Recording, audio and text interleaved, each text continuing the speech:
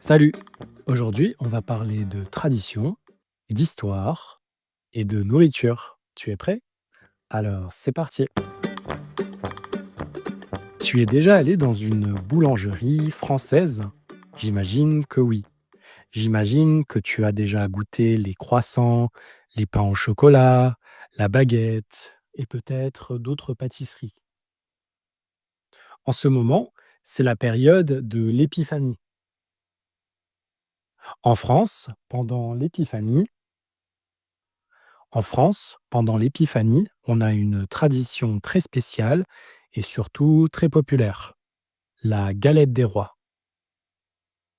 On la mange pendant la période de l'épiphanie, de fin décembre à début janvier. En fait, la galette des rois, c'est une pâtisserie. On la mange avec d'autres personnes, avec d'autres convives, comme une tarte. On ne la mange pas tout seul. Dans la galette, il y a une fève. Une fève, c'est un petit objet, souvent en céramique, et le ou la convive qui trouve la fève devient le roi ou la reine. Et tu sais comment on coupe la galette des rois? Avec un couteau. Oui, bien sûr. Mais surtout, on la coupe à deux. Je t'explique. Une personne coupe vraiment la galette avec un couteau, et un autre convive est sous la table et décide à qui on donne les parts de galette. En général, le convive sous la table est un enfant, un petit enfant. Dans une famille, par exemple, le papa coupe une part de galette et son fils est sous la table. Oui, en dessous de la table. Pourquoi il est en dessous de la table? Pour pas qu'il ne voie la galette. Peut-être que pendant que le papa coupe la part de galette, il voit la fève. Ou alors il sent la fève avec son couteau. Il ressent la sensation de la fève avec son couteau. Évidemment, s'il peut choisir à qui donner la part avec la fève, il peut choisir le roi ou la reine. Le fils sous la table, lui, ne voit pas la part.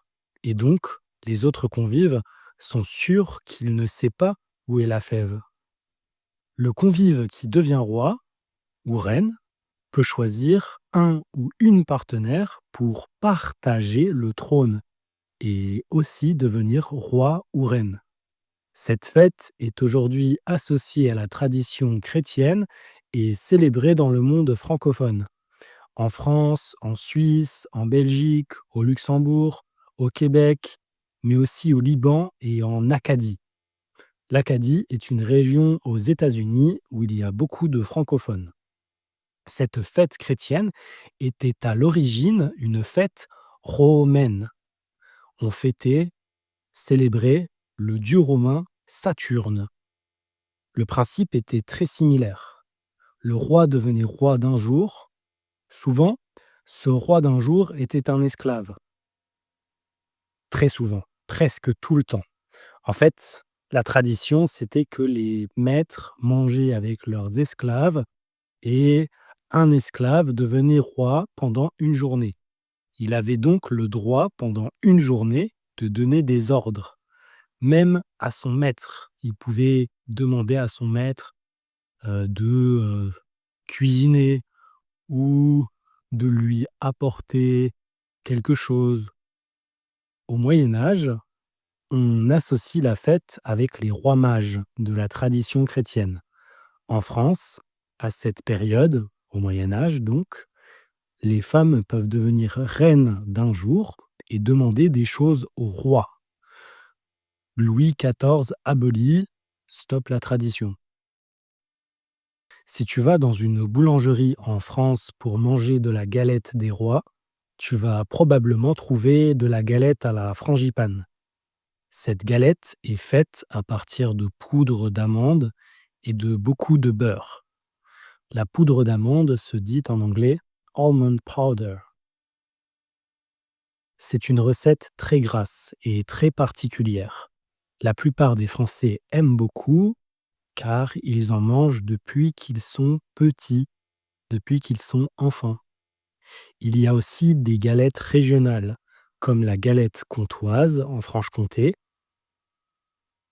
En Franche-Comté, c'est une galette très fine, peu grasse, qui a un goût de fleur d'oranger. C'est aussi un peu particulier.